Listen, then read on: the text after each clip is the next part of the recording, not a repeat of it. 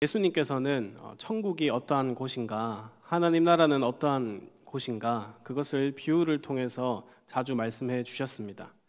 예수님은 천국은 잔치와 같다라고 많이 비유로 말씀하셨습니다. 그런데 그 잔치는 보통의 잔치와는 달랐습니다. 이 잔치는 큰 혼인 잔치로 주인이 사람들을 미리 초대해서 만반의 준비를 했던 잔치였습니다. 잔치에는 무엇이 있어야 할까요? 먹을 게 있어야 합니다. 맛있는 음식들이 잘 준비되어야 합니다. 요즘 결혼식을 해도 중요한 것이 무엇입니까? 뷔페입니다. 하객들은 그 결혼식이 얼마나 화려한가, 주례가 얼마나 감동적이었나 이런 것보다는 사실 밥이 맛있으면 됩니다. 거기에서 제일 큰 만족감을 느낍니다. 예수님께서 말씀하신 이 잔치도 당연히 먹을 것이 풍성했을 겁니다. 누가복음 14장 15절에 보면은 하나님 나라에서 떡을 먹는 자는 복되다라고 말씀하셨습니다. 그런데 만약 이 잔치에, 이 먹어야 복이 되는 이 잔치에 사람들이 안 온다면은, 함께 먹을 사람이 없다면은 그 잔치는 잔치로서의 의미가 사라지고 가득 준비한 음식들은 상하여져서 버려질 것입니다. 이 비유에서도 원래 초대받은 자들이 오지 않자 주인은 종을 보내어서 되는 대로 만나는 자마다 이 자리를 채우게 합니다. 이 잔치에 원래 초대받지 못했던 자들, 그들은 아마 소외되고 가난하고 어려운 자들이었을 겁니다. 그런 자들이 이 잔치에 초대되어서 하나님 나라에서 떡을 먹는 기쁨에 참여했습니다. 그 하객들이 와서 한 일은 무엇입니까? 그저 먹는 일이었습니다. 하객들이 잔치에 와서 할 일은 그저 먹는 것입니다. 먹고 마시며 주인이 베푸는 그 음식을 맛있게 먹으면서 함께 즐겨주는 것, 함께 기뻐하는 것, 그것이 바로 잔치입니다. 왜 제가 잔치 이야기, 또 먹는 이야기를 하고 있냐면은 오늘 레위기 읽은 말씀에는 먹고 즐기는 기쁨의 잔치와 같은 제사가 소개가 되고 있기 때문입니다. 바로 화목제입니다. 오늘은 5대 제사 중에서 마지막 일반 제사인, 자원에서 드리는 일반 제사인 화목제에 대해서 말씀을 나누고 우리의 삶 가운데 적용하는 시간을 가졌으면 좋겠습니다. 먼저 이 제사의 이름에 대해서 살펴보겠습니다. 우리가 이제 번제도 배웠고 최근에 소제의 말씀도 들었는데 제사의 원어의 이름을 기억하고 계십니까? 번제는 뭐였죠? 맞습니다. 올라. 말 그대로 동일하게 올라가는 제사 맞습니다. 그러면 소제는 무엇일까요? 맞습니다. 대단하십니다. 미나 맞습니다. 드림교회 수준이 굉장히 높습니다. 뜻은 뭐였죠? 미나, 뜻은 뭐였죠? 맞습니다. 선물, 미나라는 뜻을 가지고 있었습니다. 자, 오늘 배울 화목제는 이 특이하게 5가지 제사 중에서 유일하게 2가지 단어로 이루어진 단어입니다. 한번 보겠습니다. 네, 화목제 원어로는 뭐라고 되어 있냐면은 제바흐 셸라밈이라고 되어 있습니다. 제바흐 셸라밈. 제바흐라고 하는 거는 이 화목제 할 때 그 제자입니다. 제사할 때 일반적으로 쓰여진 단어가 제바흐, 이 제입니다.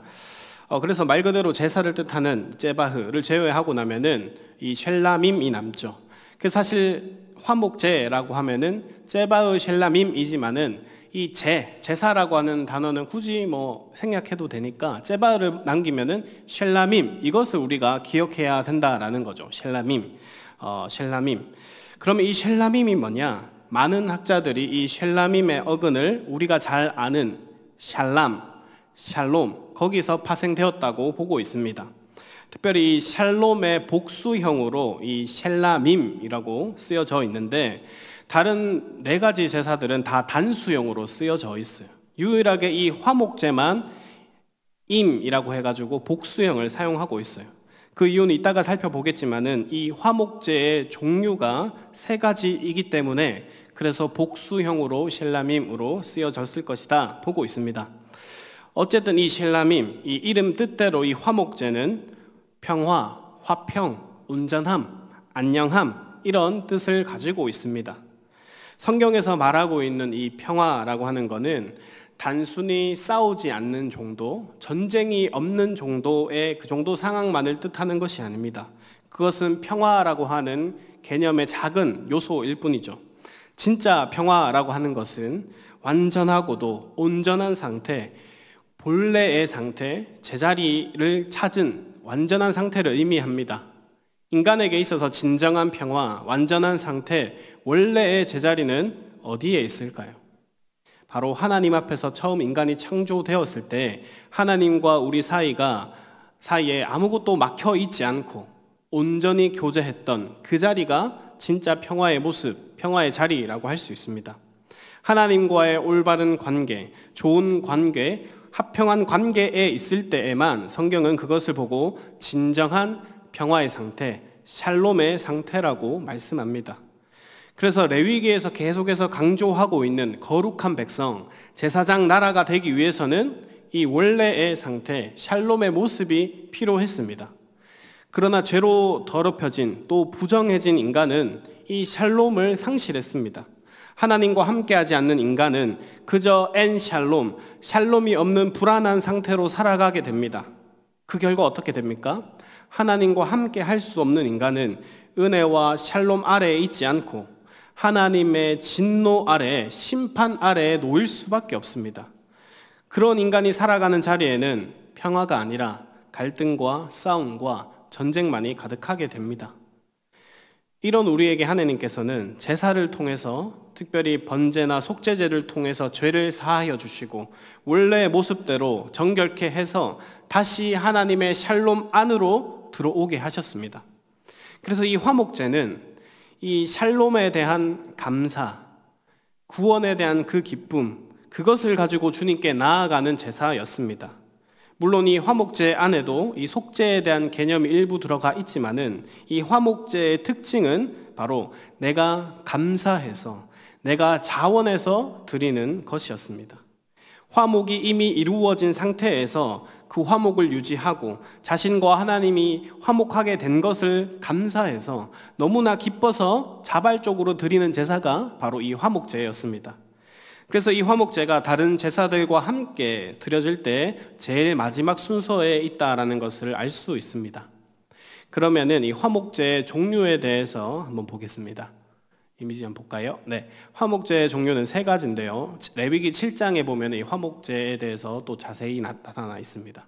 첫 번째는 이 감사제입니다. 또 다른 번역으로 찬양제라고도 쓰여집니다. 두 번째는 서원제, 세 번째는 자원제입니다. 또 한글 번역에는 또 낙헌제로 번역된 곳도 있습니다. 저는 그래서 이 화목제를 외울 때 감서자 이렇게 외웁니다. 감서자, 감사, 서원, 자원 이렇게 외우고 있는데요. 감사제는 말 그대로 감사의 제목들을 가지고 감사한 일들을 가지고 드린 게 감사제였습니다. 어떤 여행을 무사히 마치거나 전쟁터에 무사히 돌아왔을 때 또는 질병에서 회복되었을 때처럼 특별한 축복으로 인해서 드리는 화목제가 감사제였습니다. 두 번째 이 서원제는 하나님께 서원한 내용을 서원할 때나 또 그 서원이 성취되었을 때 드렸습니다. 예를 들어서 한나가 아들 사무엘이 이제 젖을 뗀 뒤에 이 성전에 올라가서 숫소 3마리를 서원제로 하나님께 드렸죠. 마지막으로 이 자원제는 특별히 감사한 일이 있을 때만 바치는 것이 아니라 내가 정말로 기쁨으로 하나님께 나아가고 싶고 감사하고 싶을 때, 말 그대로 자원하고 싶을 때 드렸던 제사입니다. 비록 이 화목제의 종류가 이 형식이 세 가지로 구별되어 있지만은 기본적인 성격은 한 가지입니다. 바로 삶에서 매일 경험하는 모든 것들을 감사하는 마음인 것이죠. 화목제는 감사한다라는 것을 전제로 해서 감사를 근거로 해서 하나님께 드리는 제사였다라는 것입니다. 그럼 이 화목제의 성격, 이 화목제의 종류를 보면서 우리의 예배 모습도 되돌아봐야 된다라는 것이죠. 우리는 언제 하나님께 감사드립니까? 언제 하나님께 감사라고 하는 감정을 느끼시나요? 다 그런 것 아니겠지만은 보통 우리는 이 눈에 보이는 어떤 성과가 있을 때, 손에 잡히는 무엇인가 성취물이 있을 때 그것으로 인해서 감사할 때가 많이 있습니다. 내가 혹은 나의 자녀가 취업을 하거나 승진을 하거나 결혼을 하거나 원하는 대학에 가거나 병이 낫거나 내가 오래 기도했던 것들이 그 제목들이 이루어지거나 그러면 우리가 정말로 기쁨으로 감사하고 감사 제목도 봉투에 적어서 헌금도 하면서 그렇게 신앙 고백을 합니다. 물론 굉장히 귀하고 멋진 신앙의 모습입니다. 그러나 오늘 이 화목제를 통해서 본 감사의 모습은 그것을 능가하는 감사가 있다라는 것입니다. 원래는 하나님께로 가까이 할 수 없는 자들을 주님이 자신의 집 성막에서 불러주시고 동행해 주시고 언약 백성으로 삼아 주셨습니다. 그래서 살롬의 이 온전한 상태를 누리면서 살아가는 것, 하나님의 자녀라고 하는 정체성으로 살아가는 것, 그것 자체가 모든 것들을 뒤덮을 만큼 감사하고 기뻐서 화목제로 드린다는 것입니다. 그래서 이 화목제를 바라봤을 때 이 감사의 방식은 그저 눈에 보이는 것, 어떠한 감사할 제목을 통해서도 감사할 수는 있지만은 혹여나 그렇지 않더라도 눈에 보인 것 없고 손에 잡히는 것 비록 없을 때라도 감사하는 것, 기뻐하는 것, 그 방식이 바로 진정한 화목제를 드리는 마음이라는 것입니다. 주님이 이들에게 이 화목제사, 이 쉘라밈이라는 규정을 언약 백성들로 하여금 주신 것은 어떤 감사를 해야 된다라고 하는 임무나 어려운 부담을 준 것이 아니라 도리어 너희는 언제든지 나에게 감사할 수 있는 존재야. 너희는 언제든지 나의 안에서 감사와 기쁨을 누릴 수 있는 존재야. 그 정체성을 알려주신 것이 바로 이 화목제라는 것이죠. 본문 당시 이스라엘은 아직 약속의 땅 가나안 땅에 당도하지 못한 상태였습니다. 이 광야의 시간이 언제 끝날지 모르는 그 시간 가운데 이들은 서 있었습니다. 그런 상황과 현실 앞에 눈에 보이는 것으로 그들이 삶을 그냥 살아갔다면 사실상 감사할 만한 내용들을 찾기 쉽지 않았을 겁니다. 그래서 실제로 그들은 주님께 늘 불평했고 불만을 토로했고 감사하지 못했습니다. 이들은 무엇을 깨달아야 했습니까? 광야의 상황과 여건을 뛰어넘어서 눈에 보이는 것을 넘어서 하늘을 바라봐야 했습니다. 자신들의 역사가 하나님의 주관하심 아래에 있다는 것을 바르게 느끼고 감각하고 봐야 했습니다. 그렇게 했을 때 그들은 비로소 만나와 메추라기로 그들을 굶기지 아니하시고 신발을 해지지 않게 하시며 밤낮으로 구름기둥과 불기둥으로 그들을 인도하시는 하나님께 감사할 수 있었을 것입니다. 지금도 마찬가지입니다. 우리 눈에 뭔가 구체적으로 어떤 감사할 만한 모양이 보이지 않고 우리 손에 뭔가 잡혀져 않는 그런 상태에서도 우리는 우리의 인생의 주인이, 나의 주인이 하나님이시라는 그 사실만으로 우리는 영원한 감사를 주님께 드릴 수 있다라는 것입니다. 그래서 이 감사의 기쁨은 가만히 있지 않고 더 깊게 그리고 더 넓게 퍼지게 됩니다. 이것 또한 이 화목제를 드리는 방식, 또 고기를 먹는 방식에 고스란히 담겨져 있습니다. 이 화목제를 드리는 이 제사의 순서는 사실 번제와 거의 똑같습니다. 한번 보겠습니다. 똑같이 번제처럼 제물을 회막문 앞에 가지고 옵니다. 봉헌자가. 그리고 안수를 동일하게 합니다. 그리고 제사자가 이 제물을 직접 죽입니다. 그리고 나면은 이 피를 받아가지고 제사장이 이 사면에 뿌립니다. 그리고 내장과 콩팥과 허리와 간에 붙은 기름 있는 부분을 따로 떼내어서 그 기름진 부분을 제단 위에서 제사장이 태웁니다. 그리고 이 가슴과 오른쪽 뒷다리는 제사장의 몫으로 돌아가고 나머지 이 모든 고기의 부분은 봉헌자, 이 헌제자의 몫으로 다 돌려받게 됩니다. 여기서 이 화목제 순서나 모양은 거의 똑같은데요. 이 번제와 다른 특징이 뭔지 살펴보면은 번제는 소나 양이나 염소나 흠없는 수컷을 반드시 가지고 와야 했습니다. 그런데 이 화목제는 특별히 자원제를 드릴 때에는 흠이 있는 것도 일부 허용이 됩니다. 그리고 암컷 또한 허용이 됩니다. 흠이 없는 것, 암컷인 것, 이것들이 원래는 더 비싸고 까다로운 제물인데 화목제에는 번제와 다르게 이 제물의 기준이 더 낮춰져 있는 것을 발견할 수 있습니다. 네, 됐습니다. 이 번제와 화목제에 대해서 하나님의 이 요구 수준이 다른 것은 이 화목제가 이 제물의 요구 수준이 더 낮은 것은 아마 모든 제사의 기초 역할을 하는 번제가 깔아놓은 바탕 위에서 이 화목제가 드려졌기 때문일 것입니다. 번제를 통해서 또는 속죄제를 통해서 하나님과의 관계가 회복되었기에 그 회복의 즐거움을 누리는 것을 상징하는 제사인 화목제의 기준은 더 주님께서 낮추어 주셔서 그 기쁨을 온전히 만끽할 수 있도록 하나님께서 배려해 주신 것이죠. 그리고 이 화목제의 다른 특이점은 다 함께 음식을 먹는 잔치, 파티와 같았다라는 것입니다. 번제는 가죽을 제외한 모든 부분을 다 태워서 하나님께 올려드렸습니다. 그러니까 남는 게 없는 거죠. 먹을 게 하나도 없습니다. 소제도 한 움큼 제사장이 뜨고 태우고 이 나머지 부분은 봉헌자가 먹는 게 아니라 제사장이 가져가서 먹었습니다. 곡식이든지 요리가 된 것이든지 제사장만 먹을 수 있었습니다. 그런데 이 화목제는 달랐습니다. 내장이 덮인 모든 기름, 또 콩팥, 간, 피 등을 하나님께 다 태워드리고 나머지 고기는 제사장과 봉헌자의 목까지 오게 되는 것이죠. 5대 제사 중에서 이 레위인이 아닌 일반 백성들이 이 제사 드린 제물을 먹을 수 있는 유일한 제사가 바로 이 화목제입니다. 특별히 3장 11절의 말씀을 보면 이렇게 되어 있습니다. 제사장은 그것을 제단 위에서 불사를 지니 이는 화제로 여호와께 드리는 음식이니라.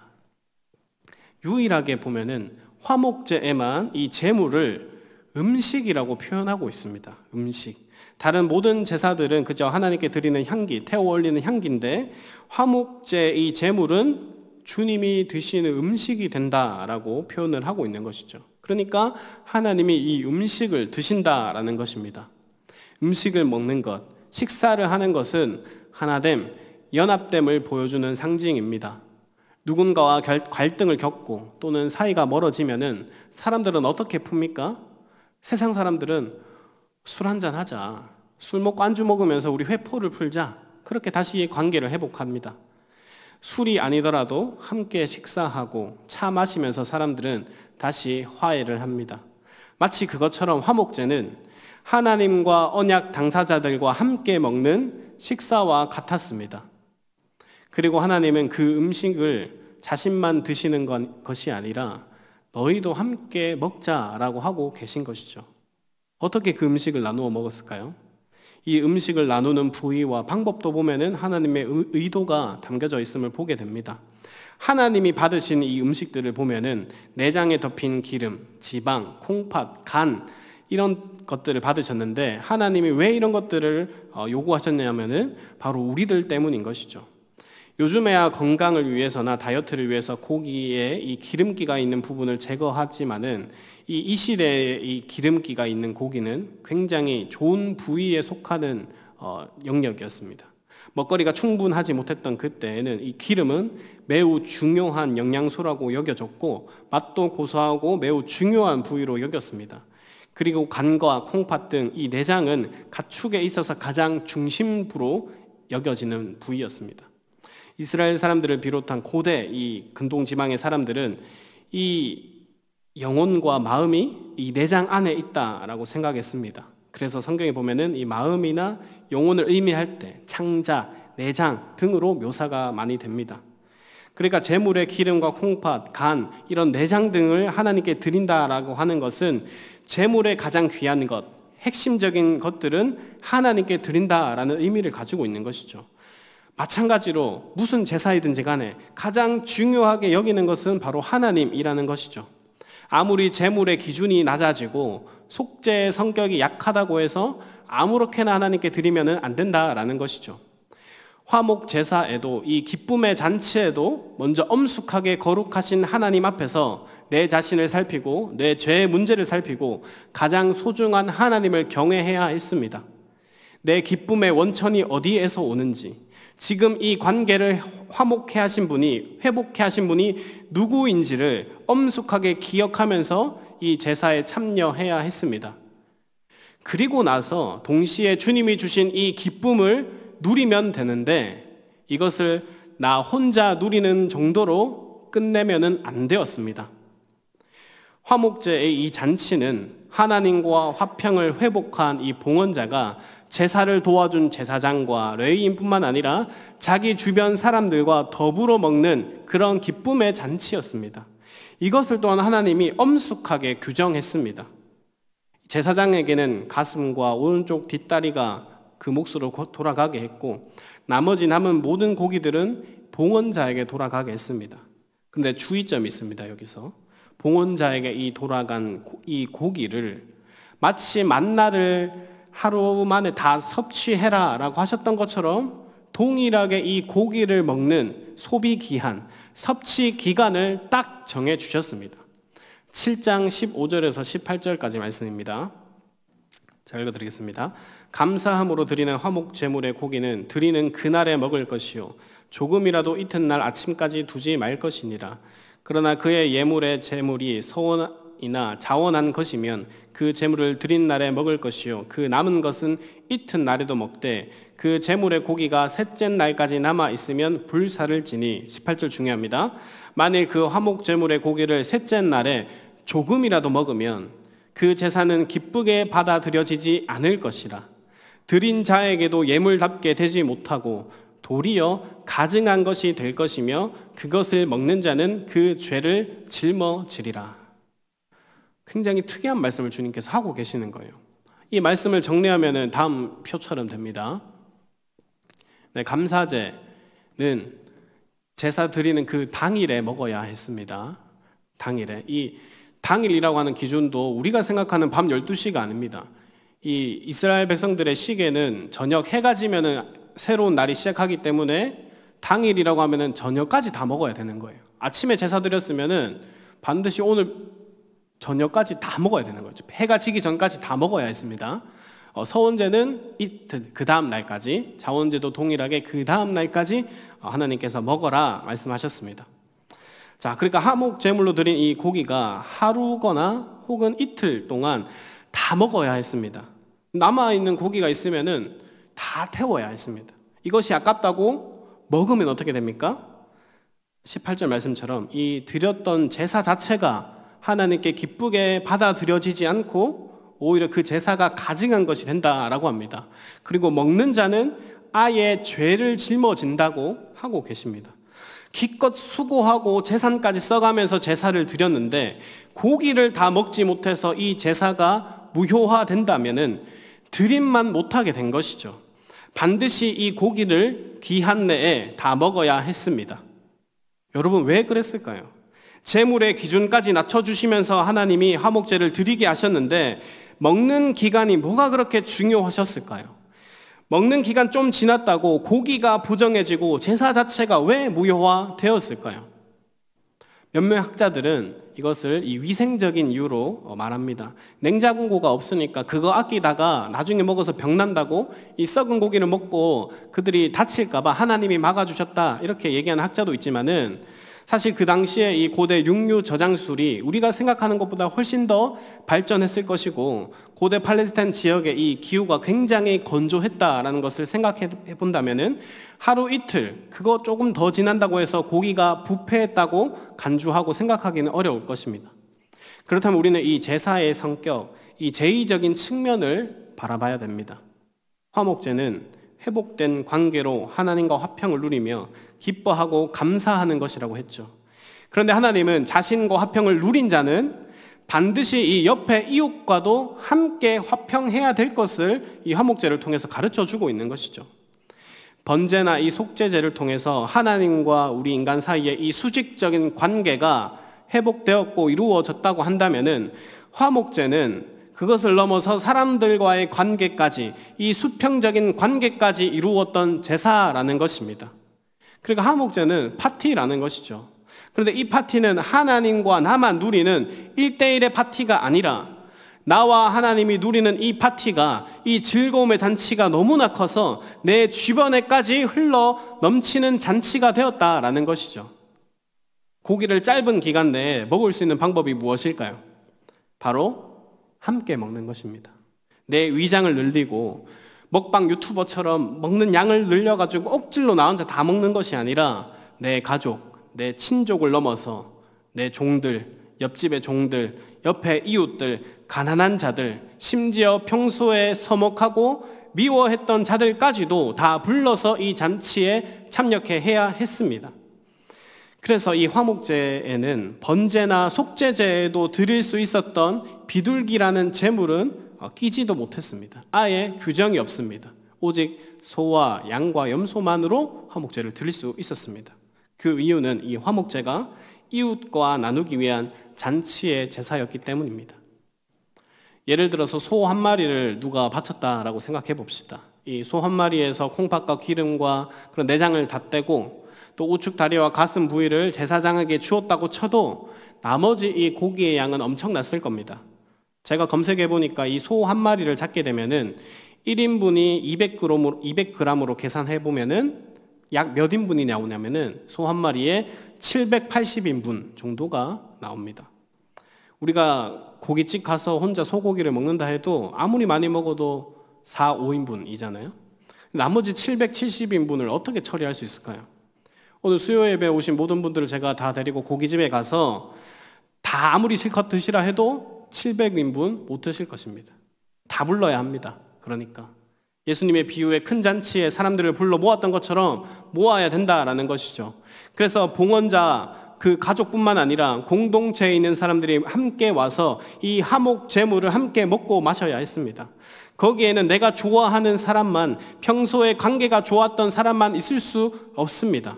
서운한 사람, 미운 사람, 이해가 잘 안 되는 사람, 성격이 다른 사람, 신분이 다른 사람, 정치 색깔이 다른 사람이 올지도 모릅니다. 그러나 이러한 자들까지도 다 불러서 화목의 기쁨을 누리는 잔치가 바로 화목제가 되어야 했던 것이죠.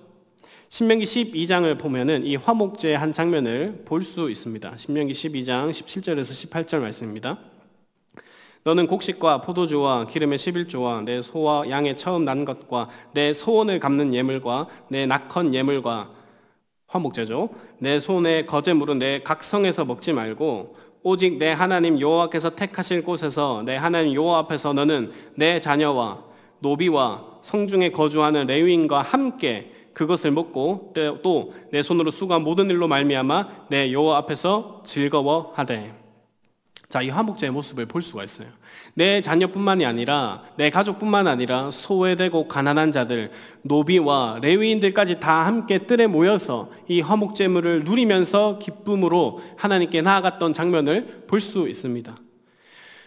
그래서 우리가 잘 봐야 되는 거는 화목제물을, 이 화목제사를 완전하게 드리려고 한다면은 그것이 꼭 소처럼 큰 잔치가 아니더라도 양이나 염소라고 할지라도 이 화목 제사를 완성케 하는 데 있어서 반드시 필요한 것, 꼭 필요한 것이 무엇이었냐면 바로 이웃이라는 것이죠. 이 이웃이 없으면 사실 이 화목제는 드리기조차 할 수 없다라는 것입니다. 내가 제사를 드리는데, 내가 주님을 기뻐하고 감사해서 예배를 드리는데 반드시 필요한 게 이웃이라니 굉장히 이상하게 들리죠.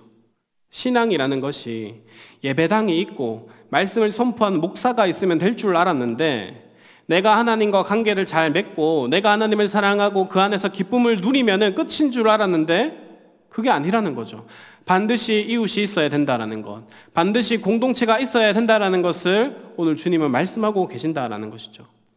그래서 하나님께서 말씀하고 있는 이 신앙이라는 것, 이 예배라고 하는 것은 우리의 생각보다 더 풍성한 것이기 됩니다. 이 화목제 안에서 이 레위기, 이 제사의 정신, 레위기가 강조하고 있었던 이 거룩이라고 하는 것, 거룩한 백성, 거룩한 이 나라, 제사장 나라가 되기 위해서는 이웃에게까지 이 복이 흘러가야 된다라는 것입니다.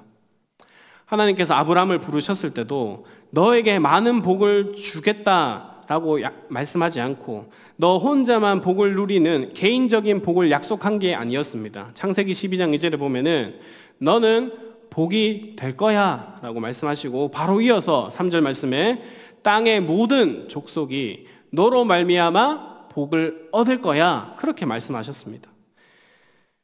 너 혼자 누리는 이 복이 아니라 내가 왜 너를 부르고 내가 너를 왜 복으로 삼았냐면은 네 옆에 있는 너의 민족이, 모든 나라가 너를 통해서 내 복이 흘러 넘치게 하기 위해서 내가 너를 부르고 복으로 삼았다라는 것입니다. 이 약속은 이스라엘 민족에게도 우리에게도 여전히 동일합니다. 하나님은 우리를 복 자체로 부르셨습니다. 거룩한 백성으로 제사장 나로로 부르셨습니다. 그 모습은 그저 수직적으로 하나님과 나만이 누리는 신앙이 아니라 하나님이 주신 그 복, 이 샬롬의 그 은혜가 너무나 커서 내 옆으로 흘러갈 수밖에 없는 모습으로 수평적인 샬롬, 샬롬이 없는 세상에 샬롬을 전달할 수 있는 통로로 우리를 부르셨다라는 것입니다. 이것이 화목제의 핵심이라고 할 수 있습니다.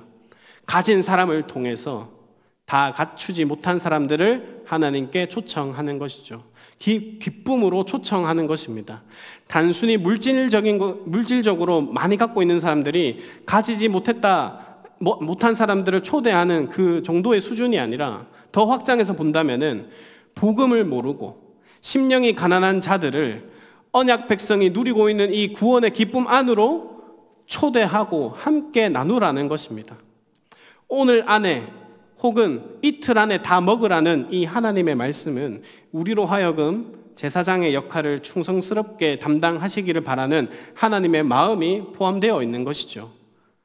세상은요, 네 혼자 잘 먹고 잘 살아라고 말합니다. 네 먹을 것도 없는데 남의 것 뺏어서라도 속여서라도 짓밟아서라도 네 배 채우라고 말하기 바쁩니다.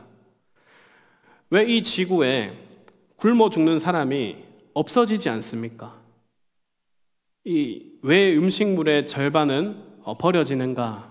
이 책을 보면은 이미지를 볼까요? 실제로 유럽에서 버려지는 이 음식물 쓰레기만으로도 전 세계의 기아에게 두 끼라는 음식을 매일 제공할 수 있다라고 합니다. 그런데 그렇게 실행하지 못합니다. 왜죠? 돈 때문입니다. 가진 자들의 이 기득권이 손해보기 때문에 남아도는 이 음식을 베풀어주면은 음식 가격, 곡식 가격이 내려지기 때문에 손해가 된다라는 거죠. 경제적으로 손해가 되기 때문에 기아가 죽어가든 말든 어린 자녀들이 죽어가든 말든 그냥 이 음식을 바다에 버립니다. 잉여된 음식들을 다 폐기합니다. 생명에 대한 존중, 사랑, 세상에는 없습니다. 이웃사랑은 실현될 수가 없습니다. 그럼 우리는 이 세상에서 어떻게 살아가야 됩니까? 내 신앙만 잘 지키고 내 구원의 기쁨만 잘 유지하면 되니까 나만 내 예배 잘 드리면 끝이야 라고 한다면은 오늘 이 화목제사의 관점으로 본다면 하나님은 그 예배를 기뻐 받으시지 않는다라는 것입니다. 저는 복음의 공공선이라는 말을 좋아하는데요. 제가 존경하는 신학자 월터 브루그만이 사용하는 단어입니다. 책에도 보면 이렇게 되어 있는데 이 복음이라고 하는 것 그저 나만 사유하는 것으로 끝나는 것이 아니라 나만을 위한 복음에서 결국에는 이웃과 공동체를 위한 복음으로 나아가야 된다라는 것입니다. 하나님을 사랑하는 자는 반드시 결국 이웃 사랑이라는 모습으로 귀결된다라는 것입니다.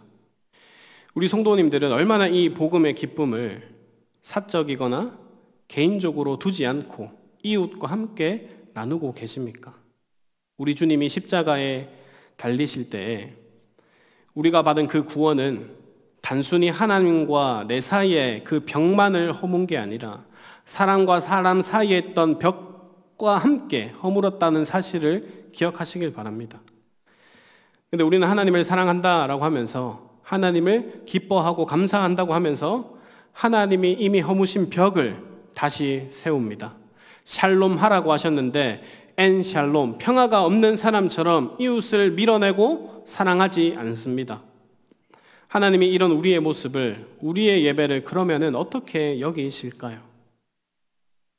우리는 다시 샬롬을 세워가야 합니다. 우리가 받은 이 구원의 기쁨이 흘러 넘쳐서 때로는 내 마음 같지 않고 나와 생각이 다르고 진영이 다른 사람일지라도 샬롬 안으로 함께 초청하면서 기쁨을 누리면서 교제를 나누어야 합니다. 그래서 우리 예배 시간에 찬양하고 기도하고 말씀을 듣고 헌금하는 것만큼 중요한 것이 성도의 교제라고 하는 것이죠. 광고 시간에 이웃에 대한 소식을 광고를 잘 듣고 함께 기뻐하고 함께 슬퍼하는 것, 또 축도 마쳤다고 그저 땡 하고 집에 가는 것이 아니라 옆에 성도들과 함께 먹고 마시며 그 기쁨을 누려야 된다라는 것입니다. 또 이것을 뛰어넘어서 샬롬이 없는 곳에, 진짜 화목이 필요한 곳에 샬롬을 증거하는 복의 통로가 우리가 되어야 합니다. 말씀을 정리합니다. 이 화목제에는 두 가지 그래서 강조점이 있습니다. 바로 감사와 이웃입니다.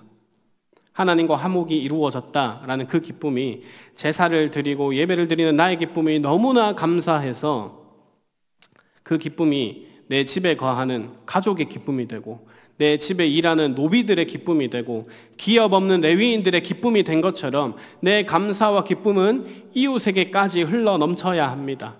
하나님은 샬롬이라는 그 식탁의 자리에 나만 앉게 하지 않으시고 내 주변의 사람들, 특별히 샬롬이 없는 사람들, 소외되고 어렵고 힘든 자들을 함께 앉게 하셔서 그 음식을 나누라고 하십니다. 이것이 화목제의 정신이라고 할 수 있습니다.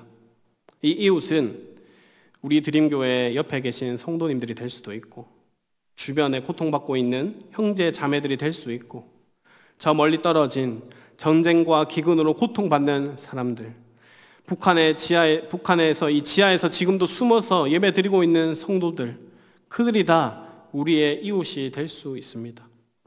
그래서 이 자리에 계신 성도님들께서 각자가 받은 하나님의 이 복, 그 복을 누림과 동시에 이 복을 흘려보내며 하나님의 샬롬의 전달자가 되어서 주님께 영광 올려드리기를 예수님의 이름으로 축복합니다.